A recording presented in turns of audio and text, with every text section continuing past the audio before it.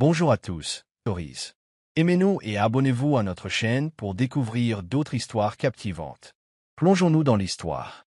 Le soleil brillait sur le sable blanc de la côte amalfitaine, tandis que les violons jouaient doucement en fond sonore, résonnant dans les jardins en terrasse de la villa d'Est.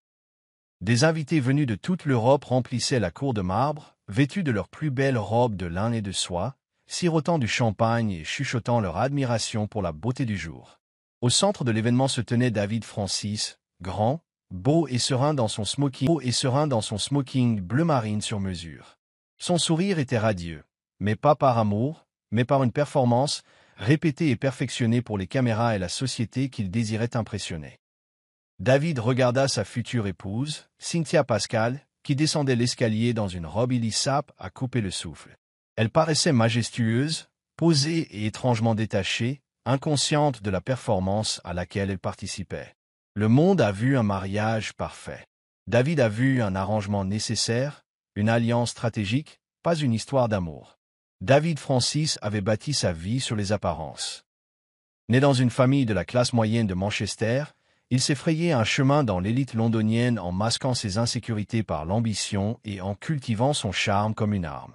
Cynthia n'était pas censée faire partie de ce plan. Elle était élégante mais discrète, riche mais modeste, et manquait du charisme fougueux que David admirait chez son ex, Benita Charles. Mais elle possédait une chose dont il avait besoin, un capital social. Cynthia était la fille unique du défunt fondateur de Pascal Holdings, et son nom de famille était porteur d'un pouvoir silencieux. Lorsque David réalisa qu'elle était orpheline, sans famille proche pour intervenir et d'une confiance naturelle excessive, il y vit une opportunité. Il la courtisait avec raffinement, lui offrant des fleurs à sa porte, lui offrant des dîners français et de longues discussions philosophiques sous les lucarnes des musées. Il murmurait son rêve de construire un héritage ensemble tout en complotant pour la façonner comme la figure idéale de son propre ascension. Pour David, ce mariage n'était pas une question d'union. C'était une question de positionnement. Cynthia se tenait à ses côtés, près de l'autel, le visage serein sous le doux voile de dentelle, et semblait inconsciente de la tempête dans laquelle elle s'engageait. Son cœur palpitait, mêlé de gratitude et de nervosité. Élevée dans l'isolement par sa grand-mère après le tragique accident d'avion de ses parents, Cynthia apprit très tôt à dissimuler ses émotions derrière la douceur. Elle avait aspiré à la compagnie, et David apparut au bon moment, attentionné, poétique et charmant. Elle ignorait totalement que son cœur appartenait à quelqu'un d'autre ni qu'il l'avait choisi pour sa souplesse. Tandis que les vœux étaient échangés et que les invités applaudissaient, Cynthia promit l'éternité, tandis que David ne promettait que la commodité. Le baiser qu'ils échangèrent sous l'arche de lys était doux aux yeux du monde, mais vide derrière des yeux clos. Ce jour-là, Cynthia épousa son mari. David a épousé une façade. 2 semaines après le mariage, David Francis est retourné dans son élégant bureau vitré de Mellery Jack Knox, un cabinet de conseil de taille moyenne niché au cœur de Canary Wharf. L'engouement suscité par son récent mariage subsistait parmi ses collègues. Mais en réalité, peu se souciaient vraiment de savoir qui était Cynthia Pascal. David ne l'avait pas souvent emmenée, ni aux réunions de bureau, ni aux événements de réseautage, et lorsqu'il la mentionnait, c'était souvent en passant ou avec un vague dédain. « Elle est gentille », disait-il avec un sourire crispé, un peu réservé. Pour David, garder Cynthia à l'écart de sa vie professionnelle était stratégique. Elle était trop douce, trop discrète, et à ses yeux, inapte à gérer le chaos de l'entreprise. Son ambition avait doublé depuis leur mariage. Avec une nouvelle bague au doigt et une façade de stabilité, il travaillait plus dur, se portant volontaire pour des projets plus ambitieux, restant plus tard, parlant plus fort en réunion, tout en utilisant subtilement son nouveau statut marital comme un symbole de fiabilité. Cynthia, quant à elle, vivait une vie bien différente à quelques kilomètres de là. Leur appartement de South Kensington était douillet, impeccable et étrangement calme la plupart du temps. Tandis que David courait après la gloire au conseil d'administration, Cynthia s'habituait au rythme du café matinal, de la méditation et de longues heures passées devant son bureau privé. Là, derrière un bureau en chêne hérité de sa grand-mère, elle travaillait méticuleusement sur son agence de conseil en images de marque en ligne, Pascal Concept. Elle avait créé cette entreprise sous un pseudonyme des années avant de rencontrer David. Malgré ses 2 assistants virtuels à temps partiel, elle l'avait développée pour servir près d'une vingtaine de clients européens haut de gamme. Pourtant, Même son mari l'ignorait. Cynthia ne parlait jamais de son travail, car David ne lui posait jamais la question. Il supposait souvent qu'elle passait son temps à lire ou à surfer sur les réseaux sociaux, et Cynthia acceptait cette supposition. En réalité, elle appréciait la paix que lui procurait sa négligence. Elle n'avait aucune pression pour s'expliquer, nul besoin de le corriger. Elle vivait dans son propre monde, structurée, silencieuse et s'épanouissant en retrait. Leur mariage devenait rapidement une coexistence d'ambition et de grâce. En public, David était un consultant motivé, marié à une belle épouse. En privé, il la remarquait à peine. Ils remplissaient leurs soirées d'appels téléphoniques, de réunions Zoom nocturnes et de conversations sur les clients et les affaires du bureau.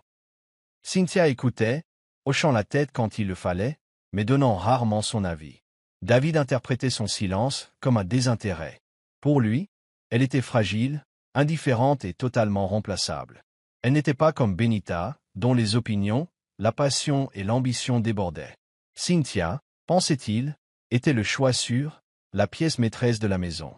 Pourtant, il ne réalisait pas que le monde de Cynthia s'élargit, s'étendait à son insu. Tandis qu'il gravissait les échelons de l'entreprise avec bravade, elle traçait discrètement l'architecture des empires. Et dans ce silence délicat, les fondations d'un avenir qu'il ne verrait jamais venir étaient déjà en train de se construire. Le hall du riche Londres scintillait d'une douce lumière et d'un jazz discret tandis que David ajustait le poignet de son costume sur mesure, attendant un client en retard, comme il se doit. C'était censé être une simple soirée de poignées de main et de conversation polie, jusqu'à ce qu'une voix familière et sensuelle l'appelle de l'autre côté de la pièce. David Francis, toujours habillé comme si la ville lui appartenait. Il se retourna, et elle était là, Benita Charles. L'ex qui n'avait jamais vraiment eu l'air d'une ex n'avait pas vraiment atténué son charme. Au contraire, elle était plus radieuse. Ses cheveux encadraient son visage de vagues lisses, sa robe rouge cramoisie moulait sa silhouette avec la grâce de la haute couture, et ses yeux pétillaient d'ambition. Elles échangèrent les politesses d'usage, mais sous la surface, l'alchimie était instantanée, électrique et dangereuse. Benita n'était pas seulement de retour à Londres, elle s'épanouissait. Elle venait d'être nommée directrice de la communication mondiale d'une marque de luxe dont la clientèle comptait la moitié des associés que David enviait. Dès qu'elle se pencha pour murmurer « On devrait se revoir », en privé, la loyauté de David vacilla. Plus tard dans la semaine, autour d'un verre de vin vieilli dans un bar sur un toit-terrasse de Mayfair, ils reprirent là où ils s'étaient arrêtés des années auparavant, flirtant sur des souvenirs communs et des désirs inexprimés. Benita avait toujours été la femme que David désirait, audacieuse, opiniâtre, résolument ambitieuse. Elle lui rappelait la soif qu'il pensait que le mariage avait atténuée. Elle écoutait avec intérêt David pester contre la nature réservée et le manque d'énergie de Cynthia. Et au lieu de le corriger, Benita l'encourageait. « Tu as besoin de quelqu'un qui te défie, David. Pas de quelqu'un qui se plie comme du papier. » Ces paroles ont attisé son ego. Elle a dépeint Cynthia comme une personne faible et insignifiante, tout le contraire de ce dont il avait besoin pour gravir les échelons de sa carrière. David ne l'a pas arrêté. Au contraire, il a laissé son récit s'ancrer profondément en lui. Ce qui avait commencé comme des dîners anodins s'est vite transformé en déjeuners secrets, en textos tard le soir, et finalement, en week-end privé sous couvert de réunions avec des clients. Et à chaque heure volée, le lien entre David et Cynthia s'affaiblissait. Benita savait exactement ce qu'elle faisait. Il y a des années, David l'avait quittée parce qu'elle ne correspondait pas à l'image qu'il souhaitait projeter pour sa carrière. Désormais, elle s'était façonnée en une version à laquelle il ne pouvait résister. Puissante, posée, connectée. Mais ce n'était pas une question d'amour. Pour Benita, il s'agissait de prendre le contrôle, de prouver qu'elle pouvait reprendre ce qui avait été abandonné. Elle s'est glissée avec aisance dans sa vie, louant ses moindres ambitions tout en minant subtilement son mariage. Sa manipulation était teintée d'éloges. Son influence masquait sa motivation. David, grisé par l'attention et la reconnaissance, ne remarqua jamais les liens qu'elle attachait discrètement à son avenir. Cynthia, quant à elle, resta inconsciente, mais pas pour longtemps. Le retour de Benita serait la première vague d'une tempête qu'aucun d'eux n'avait anticipée. Cynthia Pascal était assise près de la baie vitrée de son appartement de Kensington, sirotant un thé vert tandis que la lumière matinale filtrait à travers les rideaux transparents. Ses doigts parcouraient avec aisance le clavier de son ordinateur portable, approuvant le dernier pitch deck d'une marque de soins scandinaves en quête d'une refonte complète de son image. L'entreprise ne la connaissait pas sous le nom de Cynthia Francis. Il la connaissait seulement sous son pseudonyme, l'Oracle, l'énigmatique stratège numérique dont le cabinet de conseil en images de marque, Pascal Concept, avait transformé plus d'une vingtaine d'entreprises en difficulté en non-viro à travers l'Europe. Tandis que David partait travailler chaque matin, persuadé que sa femme passait sa journée à lire ou à flâner dans les galeries, Cynthia dirigeait un empire à 6 chiffres depuis leur bureau à domicile. Aucune enseigne ne portait son nom. Aucune facture ne révélait son identité. Son travail était enveloppé d'anonymat, et c'était ainsi qu'elle l'appréciait. Pascal Concept a débuté il y a 3 ans comme un hobby, né de son obsession pour la psychologie des marques et les tendances numériques. Après des années de cours particuliers et d'isolement universitaire suite au décès tragique de ses parents, Cynthia s'est investie dans la lecture, puis dans les cours en ligne, puis dans les concours de stratégie. Ce qui avait commencé comme une activité secondaire pendant ses études supérieures a discrètement explosé après qu'un influenceur allemand a attribué à The Oracle le renouveau de la marque. En quelques mois, ses services étaient complets et les clients payaient le double pour éviter la file d'attente. Mais Cynthia ne s'est jamais laissée abattre par le succès.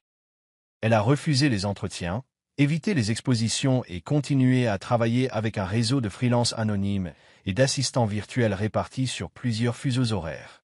Sa fortune s'est accrue en silence, portefeuille de crypto-monnaies, immobilier de luxe à l'étranger et actions de premier ordre acquis stratégiquement, dont une participation discrète de 4% dans Melridge & Knox, la société de son mari.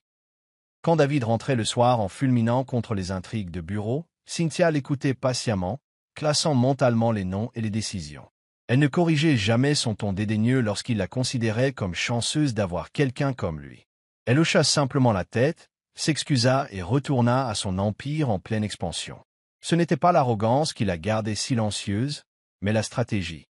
Elle avait appris que le vrai pouvoir n'avait pas besoin de bruit. Et surtout, elle avait appris que David mesurait les gens à leur apparence, leur titre, leur popularité et leur talent.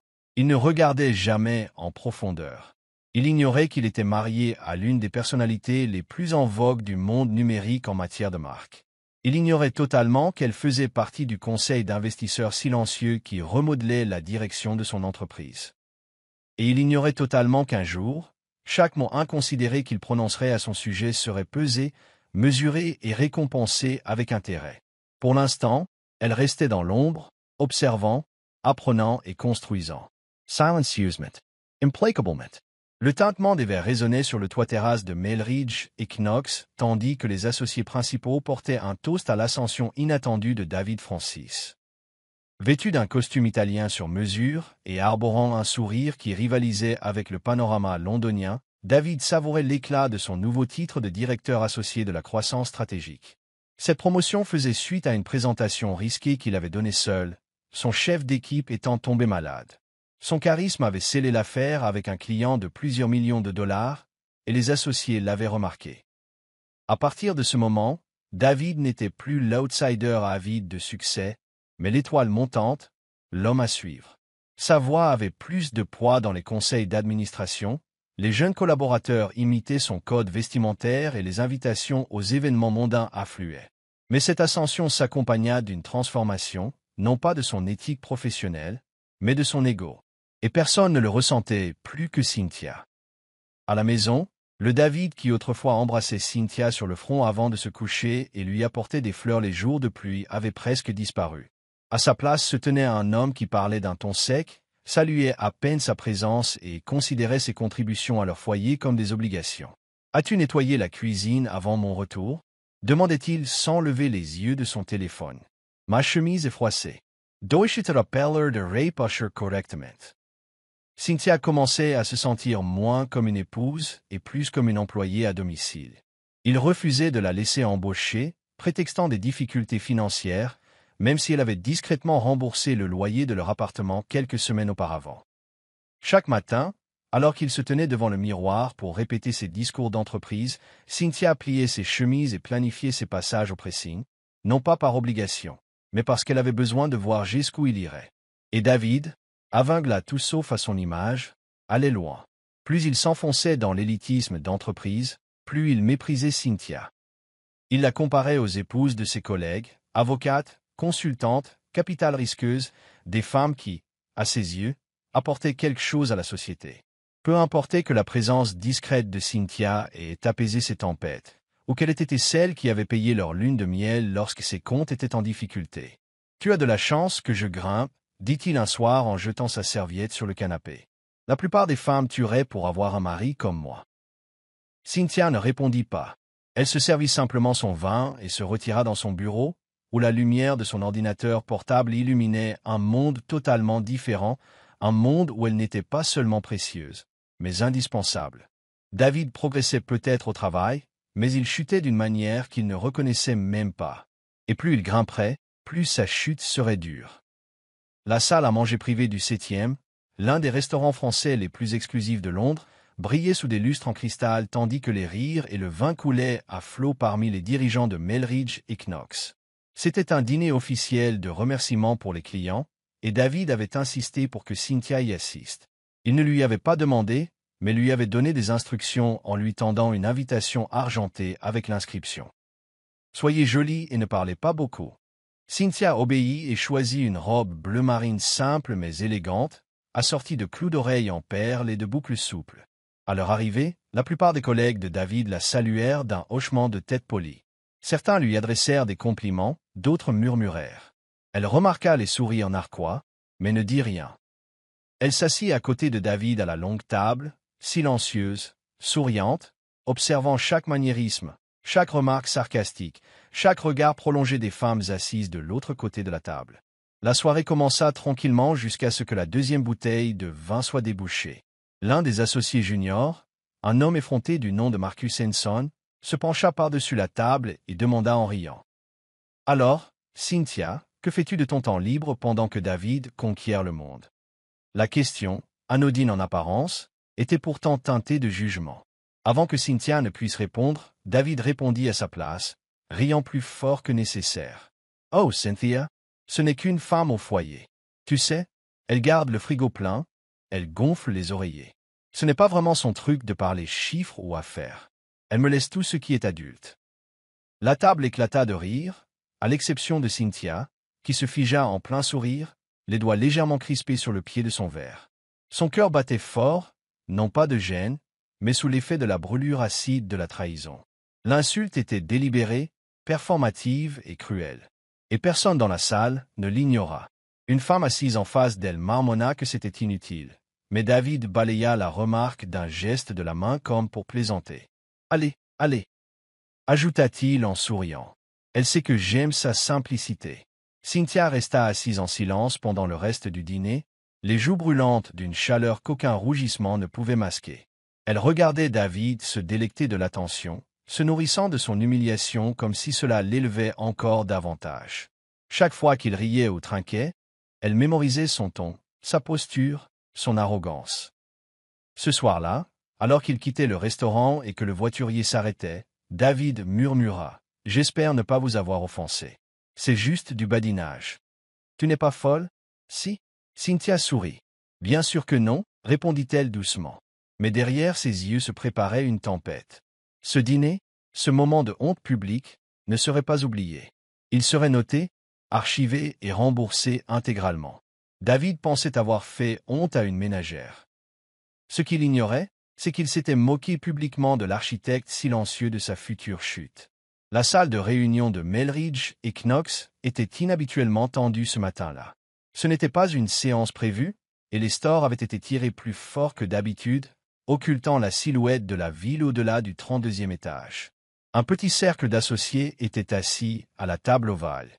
Les documents dans des dossiers indéchiffrables. À la tête du groupe se trouvait Richard Langston, l'associé le plus ancien et président par intérim. Il s'éclaircit la gorge juste au moment où la porte s'ouvrait, et une femme, vêtue d'un tailleur-pantalon gris ardoise, entra, le visage partiellement voilé par un chapeau bas et des lunettes noires surdimensionnées. Elle s'assit sans rien dire, déposant un fin étui en cuir à côté d'elle. Personne n'osait l'appeler par son nom.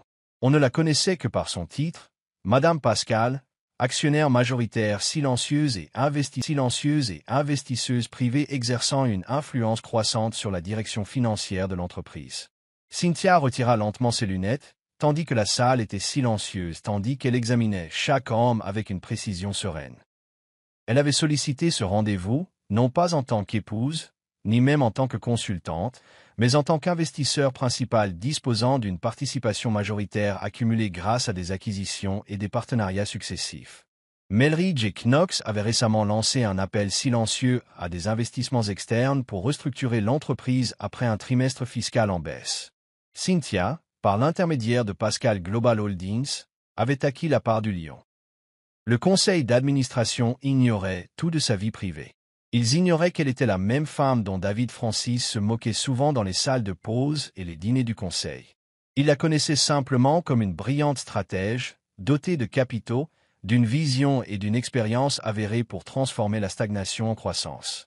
Cette réunion n'était pas une question de présentation, mais d'influence. Lorsqu'elle a présenté son dossier et exposé un plan de redressement stratégique, le conseil d'administration l'a écouté, captivé. Cynthia s'exprimait avec une autorité discrète, sans jamais hausser le ton, mais chaque mot était d'une précision chirurgicale. Elle identifiait les faiblesses du service, les dynamiques de leadership toxiques, y compris des managers anonymes ayant reçu des avertissements disciplinaires, et suggérait une transition progressive du pouvoir au niveau exécutif. Elle n'a pas mentionné David. Elle n'avait pas à le faire. Son ton était celui de quelqu'un capable de soulever des montagnes d'un simple geste.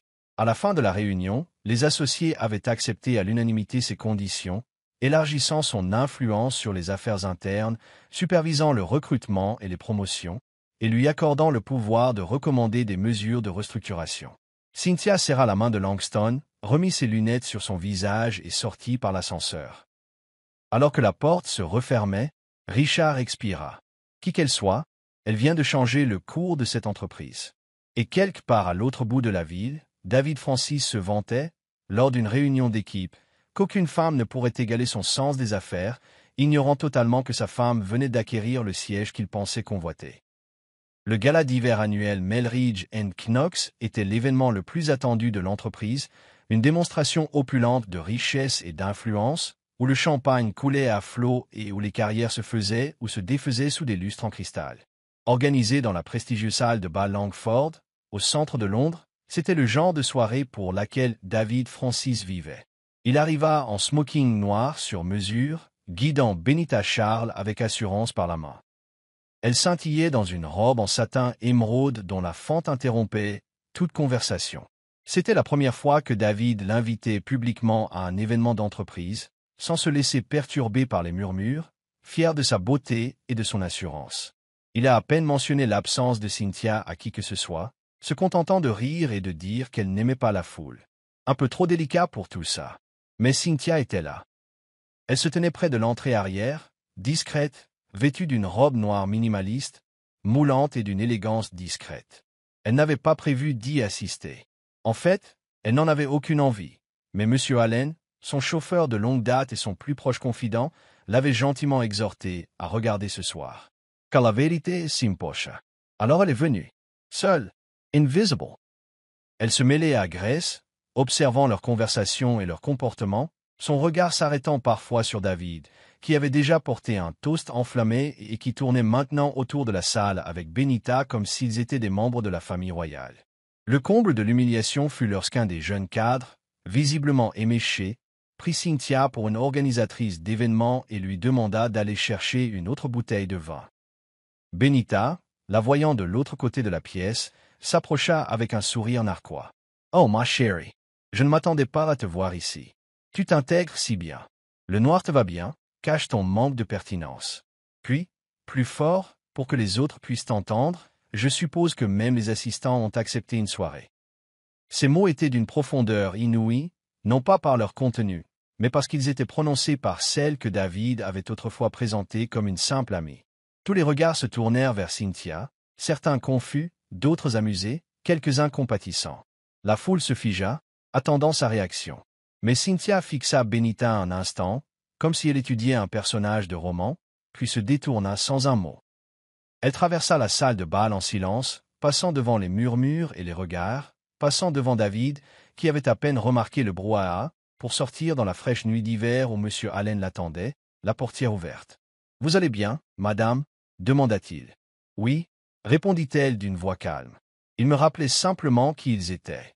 Et qui je ne suis pas. Elle regarda le bâtiment illuminé une dernière seconde. Non pas avec tristesse, mais avec certitude. Cette marche, sereine, posée, silencieuse, n'était pas une retraite. C'était un compte à rebours. Et aucun d'eux ne savait qu'il avait déjà commencé. C'était un jeudi soir calme lorsque Cynthia rentra chez elle, sentant une odeur inconnue flotter dans le couloir.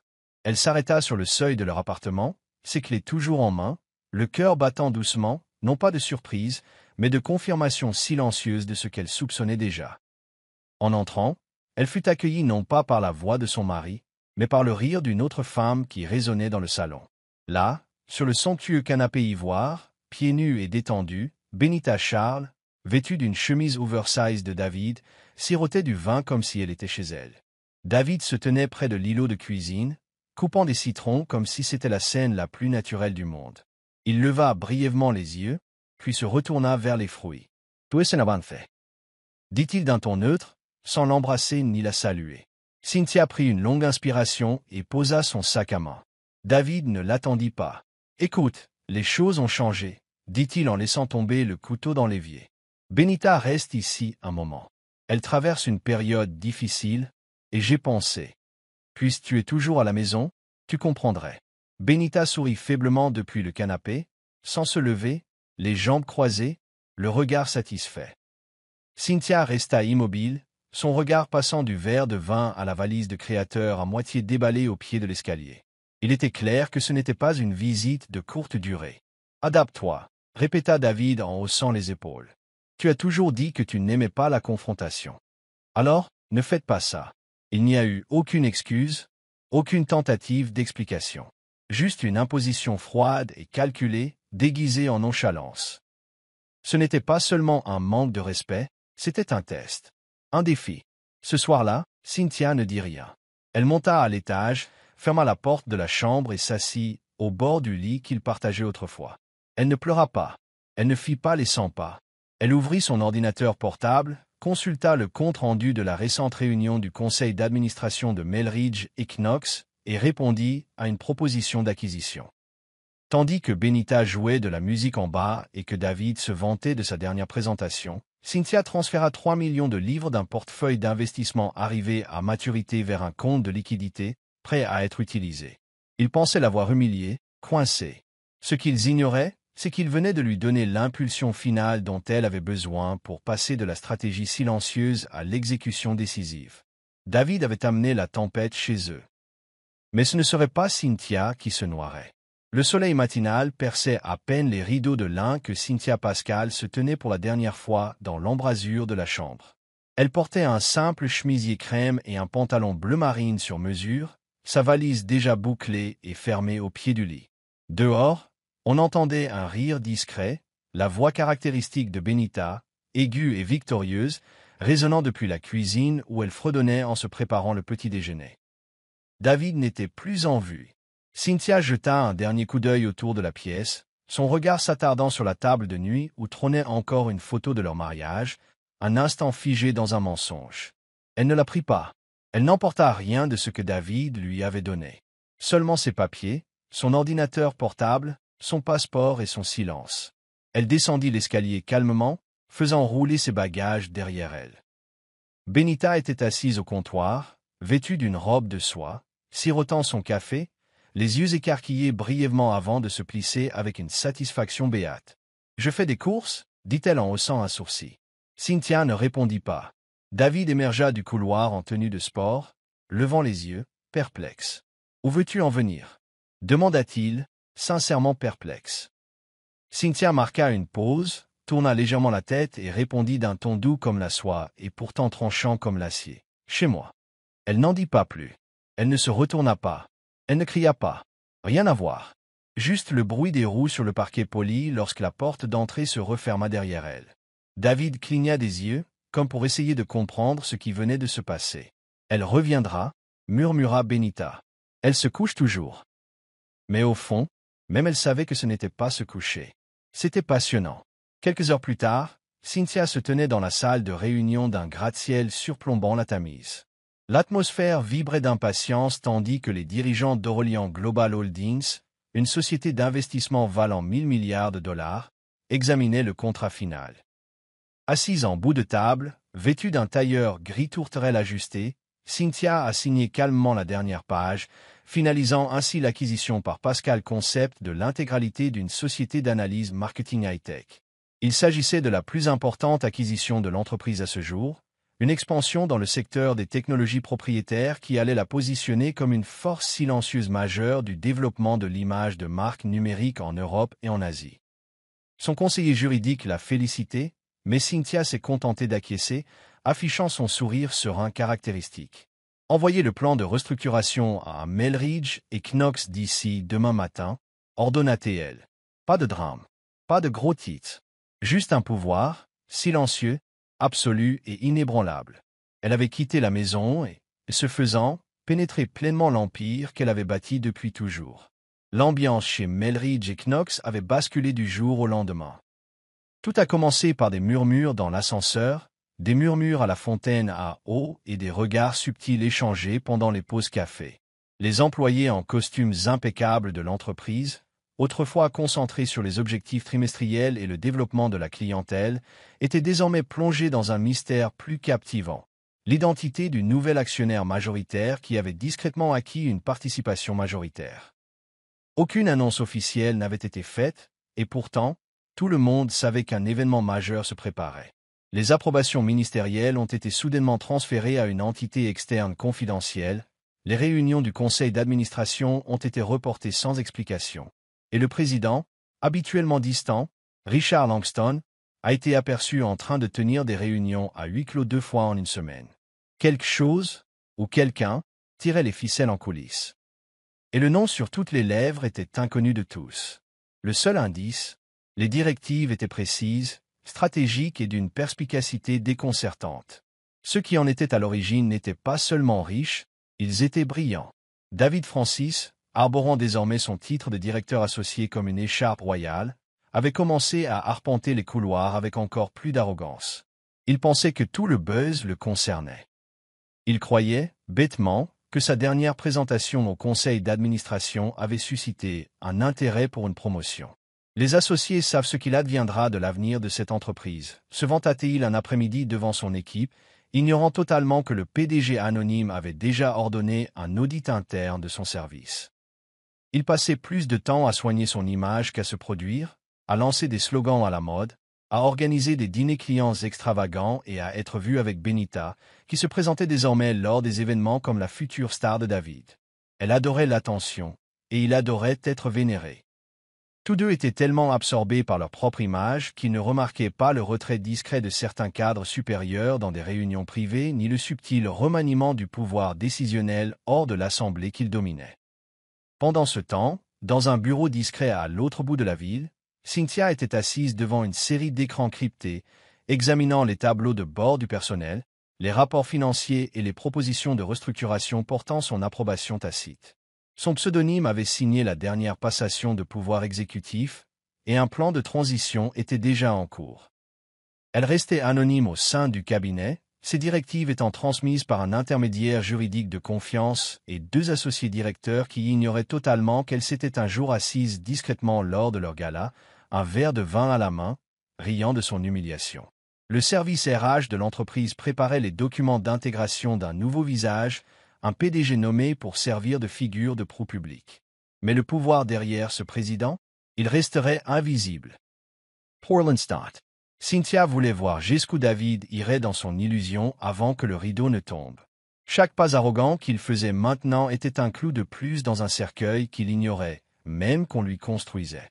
Le séminaire trimestriel du personnel de Melridge et Knox était réputé pour sa grandeur, mais celui-ci avait pris une tournure inhabituellement énergique.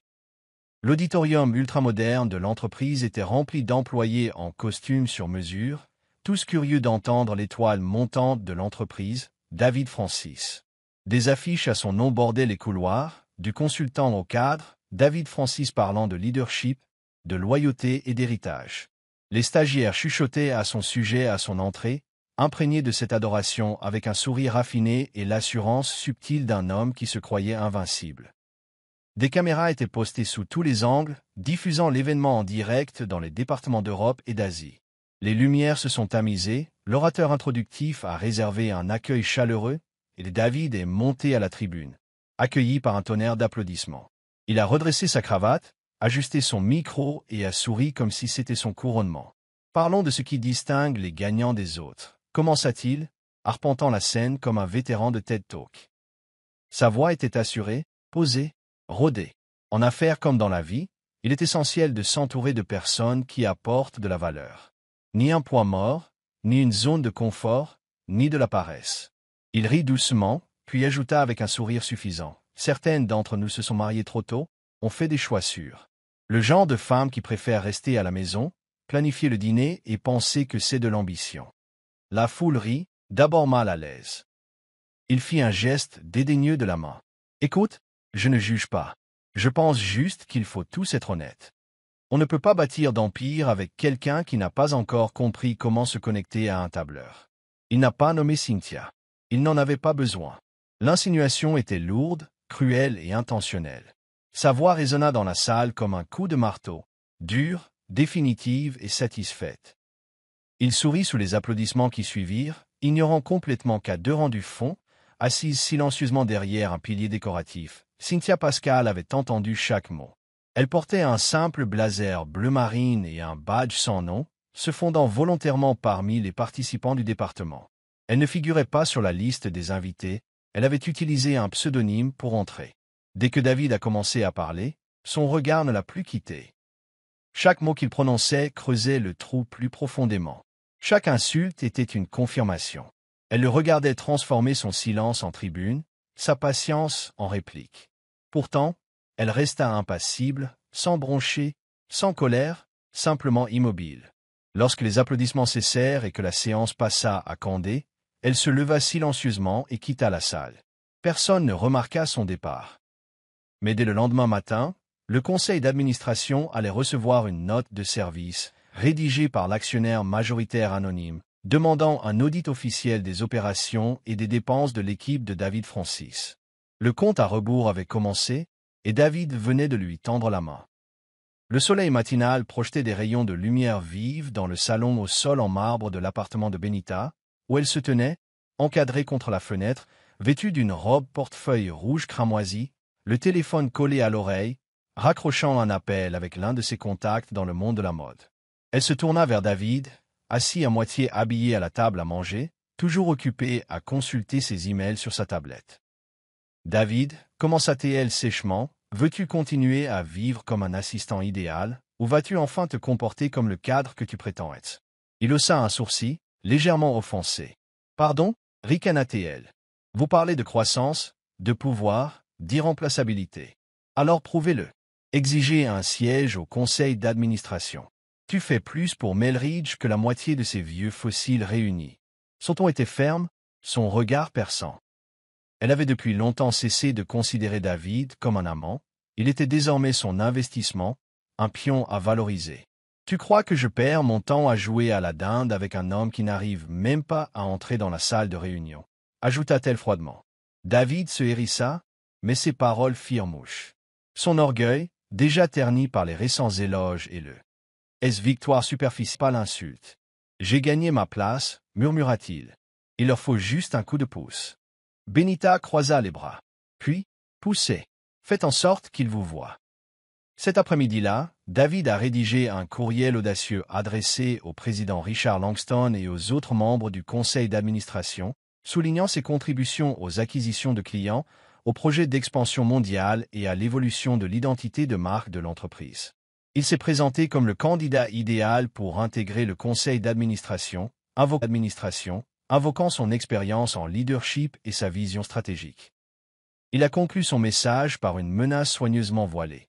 Si l'entreprise ne reconnaît pas le leadership interne, elle risque de le perdre au profit de concurrents qui le feront. Il l'a dit avec assurance, ignorant que l'approbation finale ne viendrait ni de Langston, ni d'aucun dirigeant qu'il pensait comprendre. De l'autre côté de la ville, Cynthia a reçu la demande transmise par son intermédiaire juridique, un conseiller neutre ignorant son lien personnel avec David. Elle relut le mémo une fois, puis une autre fois, notant le sentiment de droit, l'arrogance, l'absence d'humilité ou de mérite. L'homme qui s'était moqué de son silence criait maintenant dans des pièces qui n'étaient pas sous son contrôle. « Approuvez-le » dit-elle simplement. Son assistante hésita. « Approuvez-le » ? « Oui » répéta-t-elle avec plus de fermeté. « Qu'il se croit gagnant. » En moins de 48 heures, David a été félicité en privé par Langston et invité à assister à sa première séance du conseil d'administration en tant que membre non votant, en attendant l'examen de sa candidature. Il était ravi et a envoyé un message à Benita. « Vous voyez, j'ai déplacé des montagnes. » Mais il n'avait pas déplacé des montagnes, il était entré dans une pièce au miroir conçue par Cynthia. Et maintenant, chacun de ses pas lui résonnait jusqu'à ce que les murs s'effondrent. Dès la 3e semaine de son mandat au conseil d'administration, David commença à le remarquer. Ce subtil changement d'énergie qui s'accrochait au couloir de Melridge et Knox comme un brouillard silencieux. Les conversations cessaient dès qu'il entrait dans les pièces. Le contact visuel s'éternisait un peu trop. Ses collègues, qui autrefois louaient son talent, lui répondaient désormais par des sourires polis, teintés de retenue. Il attribuait cela à l'envie, convaincu que son ascension fulgurante avait déstabilisé ceux qui se sentaient menacés par son nouveau titre. Ils s'adapteront, se disait-il en ajustant sa cravate devant les portes miroirs de l'ascenseur. Mais quelque chose le rongeait.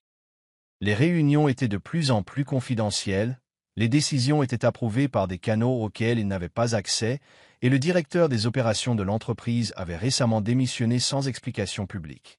Même Richard Langston, d'habitude sévère et posé, avait commencé à choisir ses mots avec beaucoup plus de prudence qu'auparavant en présence de David. Malgré le malaise qui couvait en sous-main, la confiance de David restait intacte, du moins en apparence. Il continuait à se pavaner dans le bâtiment comme s'il en était le maître, à encourager les jeunes collaborateurs, à utiliser des expressions comme « pivot stratégique » et « perspective exécutive » dans les conversations informelles. Benita, elle aussi, continuait à flatter son ego. « Ils sont intimidés », lui confia-t-elle un soir au cours d'un dîner, en passant ses doigts sur le bord de son verre de vin. « On entre et ils voient du leadership. Vous êtes exactement ce dont cette entreprise a besoin. » Mais ce que David ne voyait pas, ce qu'il refusait de voir, c'est que les rumeurs ne relevaient pas de l'envie. Elles évoquaient un mystère. Tout le monde dans l'entreprise savait que le contrôle avait changé. Un nouvel actionnaire majoritaire était apparu. Les courriels étaient signés avec des codes d'approbation inconnus. Des budgets qui nécessitaient autrefois des semaines d'approbation étaient désormais approuvés en quelques jours. Le personnel murmurait qu'il existait un PDG invisible, quelqu'un de puissant, calculateur et qui surveillait tout. Quelqu'un qui ne s'était pas encore révélé. Lors d'une des séances de planification mensuelle, David s'enquit nonchalamment des changements. Qui est ce mystérieux personnage qui approuve tout en coulisses? Plaisanta-t-il avec un sourire en coin. Le silence régna une fraction de seconde de trop avant que Langston ne réponde. Quelqu'un qui sait ce qu'il fait. Personne n'a donné de détails. Personne n'a proposé de nom. Et ce silence semblait plus lourd que n'importe quelle accusation. Plus tard dans l'après-midi, David était assis seul dans son bureau vitré, le bourdonnement de la ville derrière la fenêtre soudain lointain.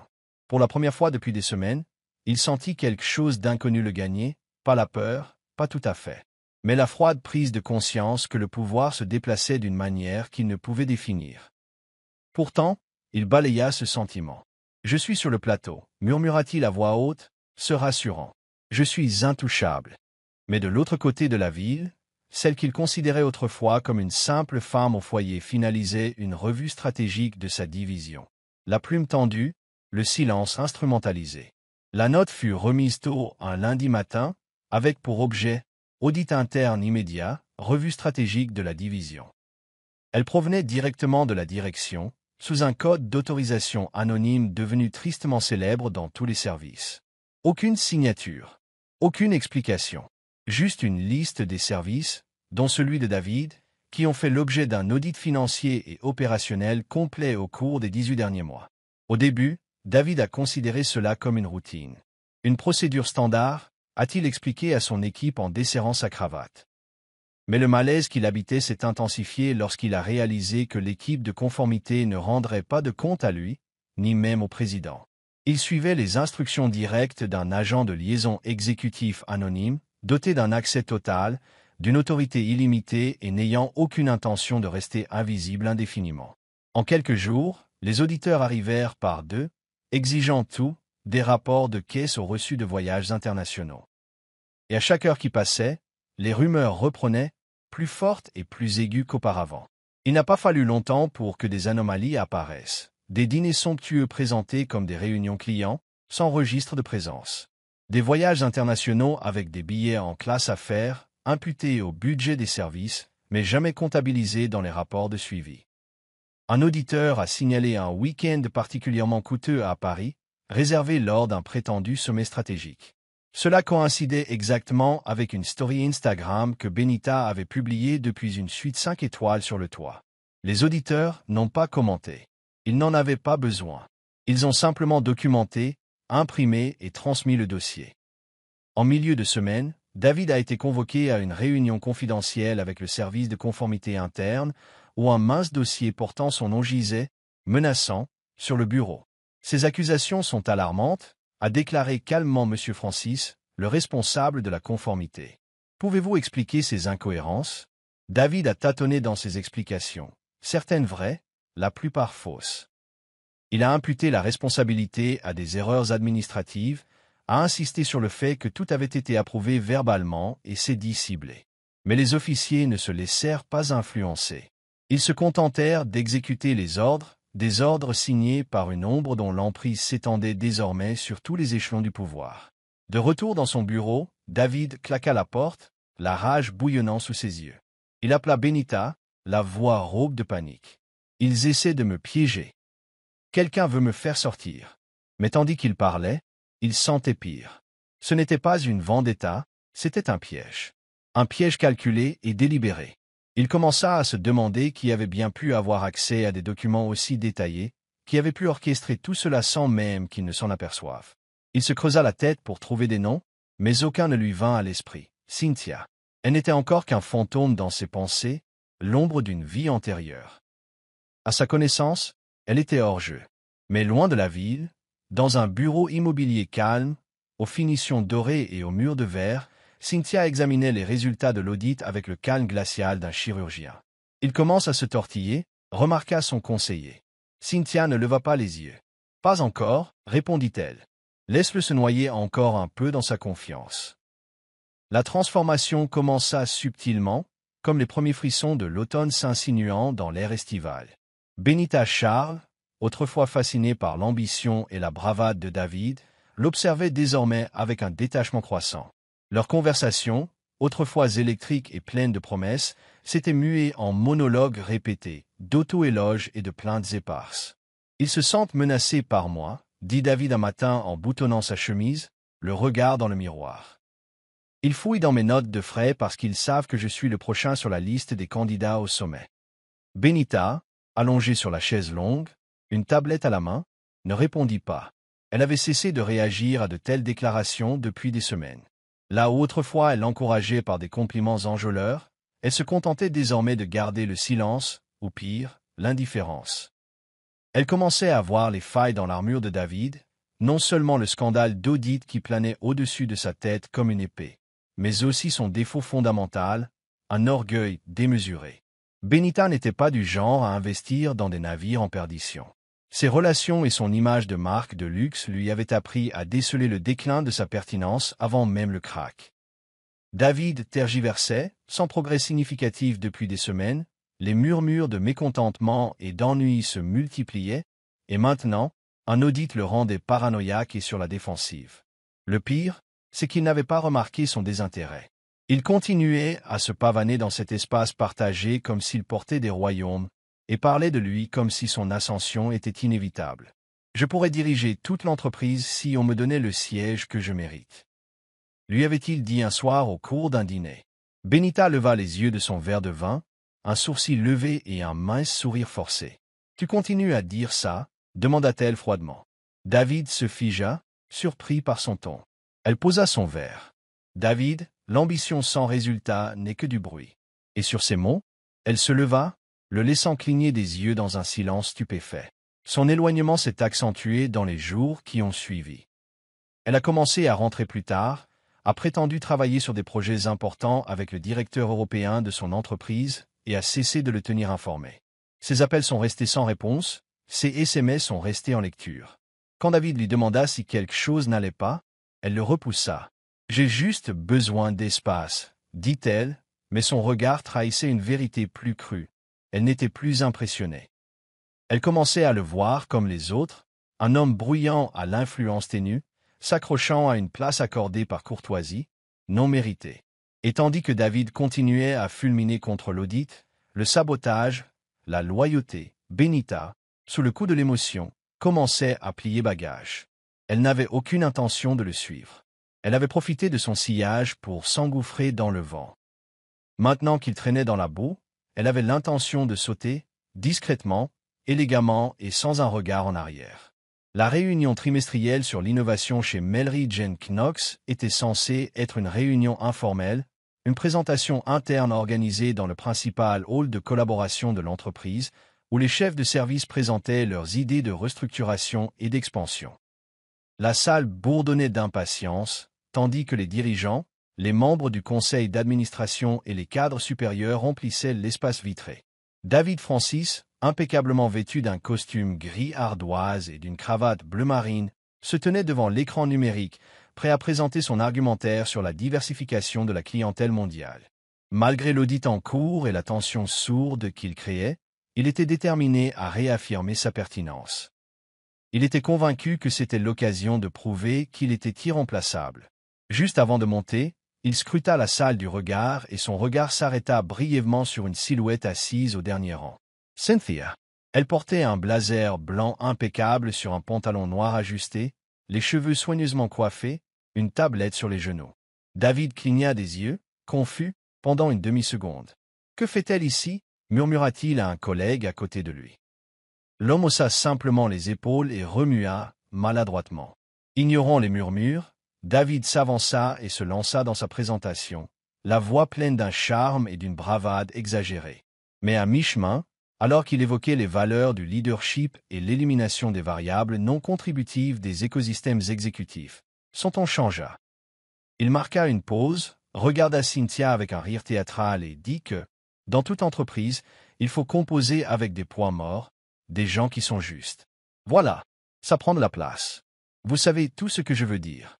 L'énergie de la ménagère, incapable de tenir une calculatrice, mais désirant une place à la table des stratégies. La salle était tendue. Plusieurs participants se regardaient, mal à l'aise. Il continua en souriant. Heureusement, je crois qu'il faut perdre du poids tôt, avant qu'il ne vous alourdisse. Il y eut un long silence. Cynthia n'y bronca pas. Elle ne sia même pas. Elle ferma simplement sa tablette et se leva. Sans un mot, elle s'est dirigée vers l'avant tandis qu'un juriste principal à ses côtés lui tendait une enveloppe. « David Francis » a-t-il dit d'une voix suffisamment forte pour que la salle l'entende, conformément aux instructions du PDG par intérim, et prié de se retirer dans l'attente d'une enquête de conformité complète. Avec effet immédiat, le visage de David pâlit. « Quoi? PDG par intérim? Qui diable décide maintenant ?» Il se tourna vers les membres du conseil d'administration, s'attendant à une indignation de sa part, mais rien ne vint. Tous les regards se tournèrent vers Cynthia, qui se tenait maintenant près de l'écran. Sa voix, calme et posée, résonna dans la salle. « J'ai assez gardé le silence. Commençons la vraie présentation. » La pièce était figée. David recula d'un pas, le visage décoloré. Pourtant, il ne comprenait pas. Pas complètement. Mais en quelques minutes, l'entreprise entière le saurait. Il s'agissait d'une réunion de crise, un rassemblement d'urgence dans la salle de conférence 7B, suite à l'interruption soudaine de plusieurs approbations liées à la division stratégique de David. Le conseil d'administration avait demandé à tous les chefs de service de se présenter aux mises à jour, et bien que le courriel provienne du bureau du PDG par intérim, le nom n'avait toujours pas été rendu public. La tension était palpable dans la salle. Les employés se tenaient assis, silencieux, leurs regards se balançant tandis que des rumeurs d'audit, de licenciement de cadres et d'autorités anonymes tourbillonnaient dans leurs esprits. David, encore sous le coup de son arrogance et aveugle au pouvoir changeant qui l'entourait, entra, les épaules carrées, la mâchoire serrée, la voix teintée d'irritation. « Soyons clairs, commença-t-il en posant les deux mains sur la table de conférence. Cette entreprise fonctionne grâce à des gens comme moi. J'ai construit cet élan. Moi. » Les murmures se sont tus. La voix de David s'éleva tandis qu'il arpentait la pièce. Tout ce bazar, le gel des budgets, la remise en question des rôles, le soudain remaniement du pouvoir, tout ça n'est que du bruit. Et je serais damné si je laissais cette entreprise tomber entre les mains de quelques manipulateurs de l'ombre. Le visage rouge d'émotion, il pointa du doigt pour insister, le regard rivé sur un jeune manager sans méfiance. Vous voulez savoir ce qui ne va pas ici?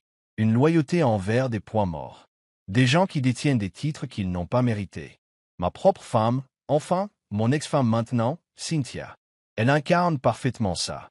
Certains se lançaient des regards gênés. C'était juste une femme au foyer, bon sang. Je l'ai épousée uniquement pour l'image. Elle n'a jamais fait partie de mes plans. Juste mon option de secours. Elle n'a jamais été autre chose. La salle était silencieuse, non pas par soutien, mais par incrédulité. Même Benita, assise au bout de la table, s'agitait, mal à l'aise. Mais David ne le remarqua pas. Il était trop loin. Un léger coup résonna contre la porte vitrée. Elle s'ouvrit lentement et Cynthia Pascal entra, flanquée de 2 avocats et de l'assistante exécutive du conseil d'administration.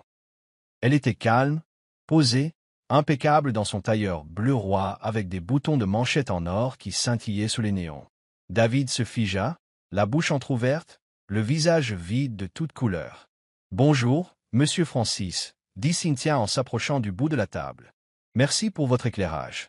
Je crois que nous allons prendre la relève. » Elle se tourna vers l'assistante. « Veuillez distribuer les documents de transition. » L'assistante commença à distribuer des dossiers estampillés du nouveau logo de PDG, le sien. Cynthia Croissa, Lou regarda David. « Pour clarifier les choses, dit-elle d'un ton affirmatif, je n'étais pas ton option de secours. Tu étais à moi. » Puis elle s'assit au bout de la table, sa table, tandis que la salle entière chuchotait. David ne pouvait pas parler. Il ne pouvait pas bouger. Car pour la première fois, il réalisait qu'il s'était moqué de la femme même qui détenait désormais le pouvoir de l'effacer. La salle de réunion était inhabituellement pleine, l'attention si intense qu'elle flottait comme de la fumée au-dessus de la table en acajou brillant. David se tenait au fond, le visage rouge, le souffle court. La panique de la nuit précédente l'avait tenu éveillé. Appel sans réponse, courriel marqué en rouge mais ignoré, et un tourbillon de rumeurs persistait. Le voilà maintenant, convoqué par une convocation officielle, entouré de cadres supérieurs et d'observateurs juridiques, incertain s'il était encore cadre ou déjà un outsider. Benita était assise à 2 sièges de lui, les bras croisés, silencieuse et tendue. L'air était chargé de jugement et d'une odeur âcre de vengeance. À la tête de la table, Cynthia Pascal, non plus dans l'ombre, mais aux commandes. Le conseiller juridique de l'entreprise se tenait à ses côtés, un épais dossier ouvert devant eux. Cynthia n'éleva pas la voix. Elle n'en avait pas besoin. « Monsieur Francis », commença-t-elle avec une précision calme, en tant que PDG par intérim et actionnaire majoritaire confirmé. « J'ai examiné les résultats de l'audit et mené une enquête approfondie sur vos activités financières et vos manquements à l'éthique. » Elle désigna le dossier d'un geste. « Vous avez autorisé de fausses notes de frais, réaffecté des ressources de l'entreprise à des déplacements personnels et entretenu des relations. Est-ce inapproprié dans son temps de travail ?» Quelques exclamations ont retenti à la table. David a ouvert la bouche, mais Cynthia a levé une main. « Vous aurez la possibilité de répondre par écrit par l'intermédiaire de votre conseiller juridique, mais cette réunion n'est pas un procès, c'est une rupture. » Elle fit un signe de tête à la responsable des ressources humaines, qui fit glisser une indemnité de départ vers David.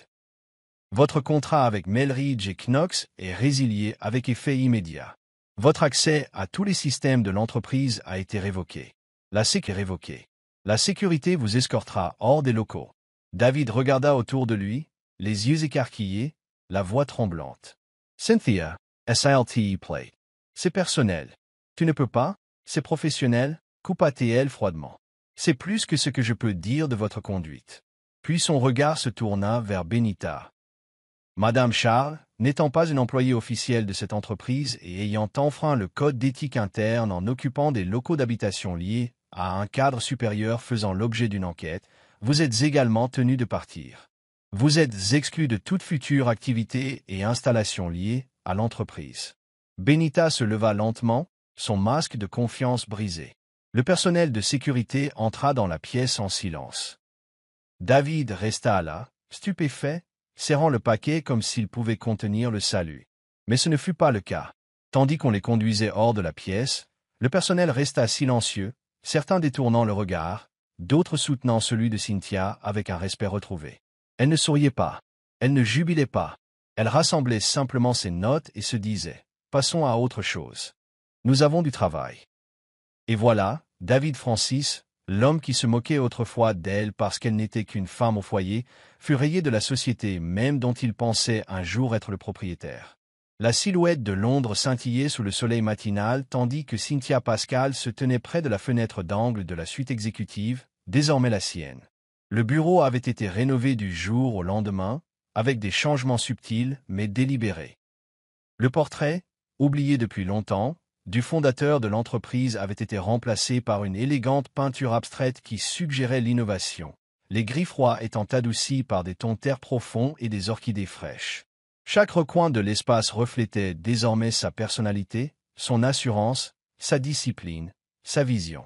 Le titre de PDG n'avait jamais été son objectif, mais maintenant qu'il était sien, elle le portait non pas comme une armure, mais comme une affirmation. Le personnel se levait lorsqu'elle entrait dans les salles. Les cadres marquaient une pause lorsqu'elle parlait. Les réunions ne commençaient que lorsque sa voix les guidait.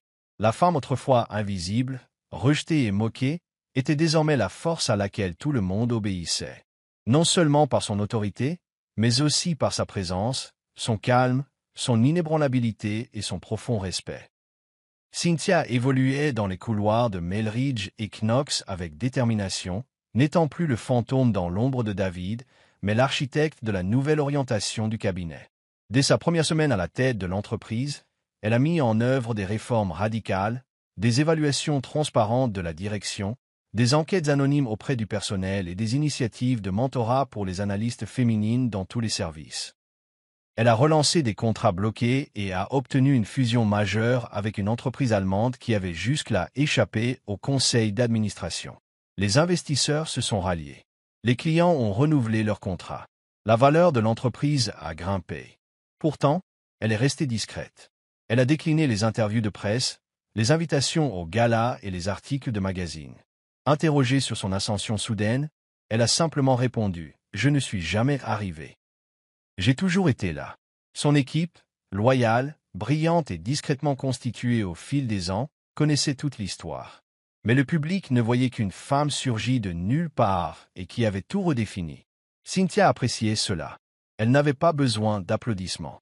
Elle avait quelque chose de mieux à offrir, un héritage. Un vendredi soir tranquille, après le départ de la plupart des employés, Cynthia était assise seule dans son bureau, examinant les propositions. Une tasse de tisane à la camomille à côté d'elle. Dehors, la ville bourdonnait, mais dans son cœur, le silence régnait. Elle pensait à David, non pas avec amertume, mais avec lucidité. Il avait été un chapitre, pas une définition. Benita, elle aussi, n'était qu'une simple note de bas de page, pas une rivale. Son histoire n'avait jamais été une question de vengeance. Elle avait été un retour à elle-même, à la vérité de qui elle était, bien avant que le monde ne tente de la rabaisser. Elle ferma son ordinateur portable et contempla la ville. Le même horizon qui représentait autrefois ce qu'elle avait gagné reflétait désormais ce qu'elle possédait, sa dignité, son destin et sa liberté. Cynthia Pascal n'était une option de secours pour personne. Elle était le modèle. Et ce n'était que le début. C'est la fin de l'histoire. Qu'avez-vous appris sur cette histoire? Aimez-la et abonnez-vous à notre chaîne pour découvrir d'autres histoires intéressantes. Merci de votre attention.